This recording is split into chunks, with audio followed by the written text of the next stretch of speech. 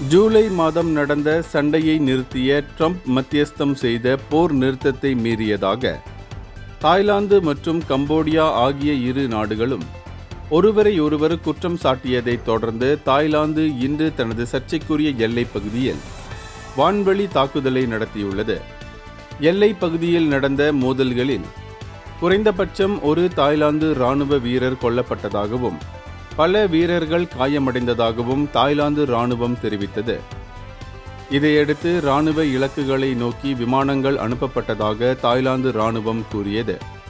இதற்கு பதிலளித்த கம்போடியாவின் பாதுகாப்பு அமைச்சு, பல நாட்களாக தாய்லாந்து படைகள் மேற்கொண்ட தூண்டுதல் நடவடிக்கைகளுக்கு பிறகு தங்கள் நிலைகள் மீது தாய்லாந்து படைகள் அதிகாலையில் தாக்குதல் நடத்தியதாக குற்றம் சாட்டியது.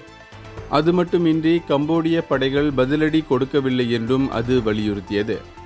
மீண்டும் தொடங்கிய இந்த சண்டை நிலையான அமைதி முயற்சிகளை சீர்குலைக்கும் அபாயத்தையும் சர்ச்சைக்குரிய எல்லைக்கு அருகில் அதிக அளவிலான பொதுமக்களை இடம்பெயரச் செய்யும் அபாயத்தையும் உருவாக்குகிறது என்று பிராந்திய பார்வையாளர்கள் எச்சரித்துள்ளனர்.